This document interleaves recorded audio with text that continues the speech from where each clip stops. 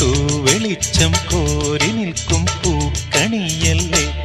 ആകാശം താഴുന്നു, നീഹാരം തൂകുന്നു, കതിരൊളികൾ പടരുന്നു, ഇരുളലകൾ അകലുന്നു.